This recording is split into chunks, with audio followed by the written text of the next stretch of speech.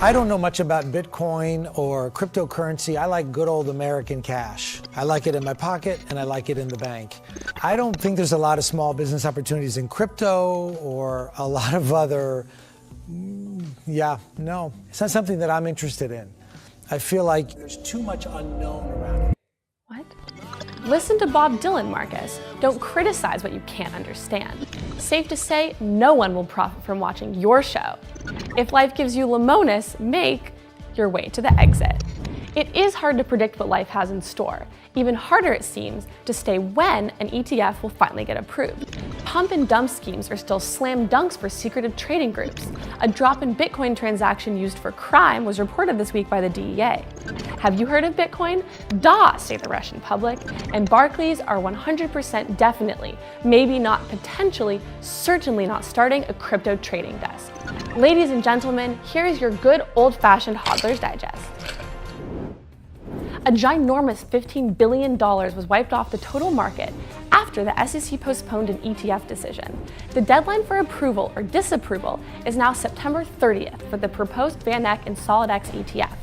There is one more reason to be hopeful about this one, compared to the Winklevi proposal, due to its high minimum share price, a discouragement for retail investors. Fingers crossed, Hodlers. Approval in late September is still possible. A new WSJ report claims that crypto price manipulation is largely conducted by organized trading groups using apps like Telegram for so-called pump and dump schemes. In the first 6 months of 2018 alone, trading groups generated revenues of $825 million. The WSJ report looked at 175 schemes, trading 121 different coins, operating in private chat rooms accessible only by invitation, and generally overseen by an anonymous moderator. The WSJ took the aptly named Cloak Coin as an example, an older altcoin that experienced more pumps this year than all of the NFL footballs combined. On July 1st, the price of Cloak Coin skyrocketed on Binance shortly after Big Pump Signal sent a message on Telegram to followers telling them to buy. It would be easy to call this kind of report FUD, but realistically, it is the bad actors in the space that really do serious damage to the prospect of mass adoption. More so even than FUDmeister General Kenneth Rogoff. I think Bitcoin will be worth a tiny fraction of what it is now if we're headed out 10 years from now. Bitcoin is cleaning up its public image. The Drug Enforcement Agency, aka the DEA, noted that Bitcoin's role in crimes has dropped to just 10% of transactions, while transactions themselves have grown tremendously. DEA Special Agent Lilila Infante, part of the Cyber Investigative Task Force, said that the ratio of legitimate to illegitimate Bitcoin transaction had flipped over the past 5 years. Bad news for those who like to scapegoat Bitcoin as responsible for increased criminal activity. Looking at you, Rogoff. Good news for hodlers.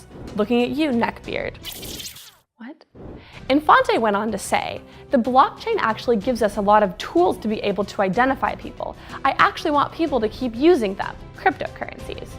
In short, even if you are a hardcore libertarian, pay your taxes.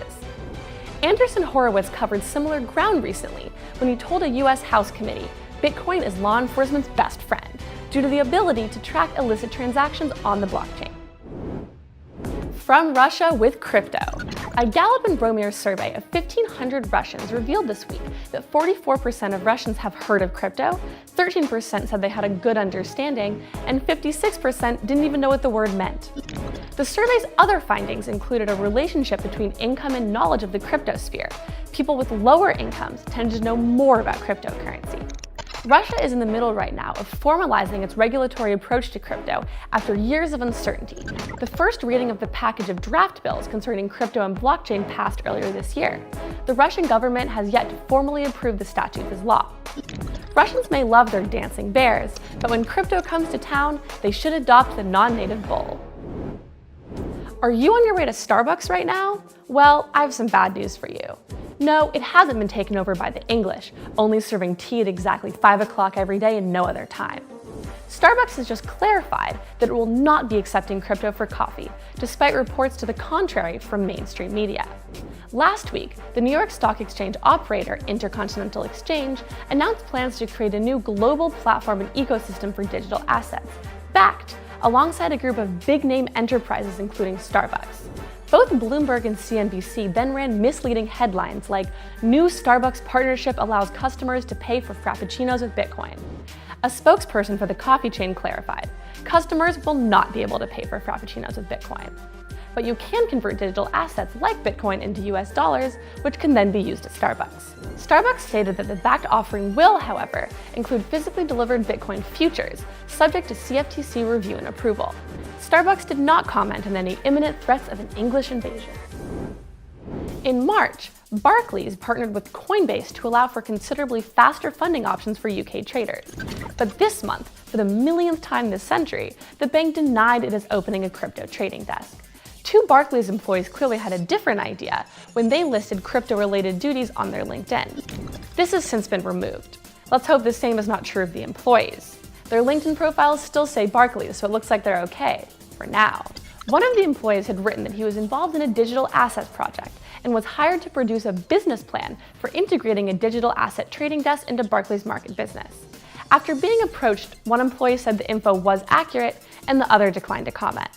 Barclays told Cointelegraph that they have no plans to open a crypto trading desk. Big banks denying involvement in crypto is getting more and more curious. This week, Goldman Sachs insiders said the bank planned to offer crypto custody services, but a spokesman claimed the bank had not reached a conclusion. BlackRock CEO Larry Fink last month claimed its clients had no interest in crypto, yet his company formed a working group to assess Bitcoin involvement. Banks need to come out of the crypto closet and embrace the future. Banks will fall, governments will crumble, Bitcoin will reign supreme. Like, subscribe, and hodl, and we'll tell you a secret. Have you done it yet? Okay, good.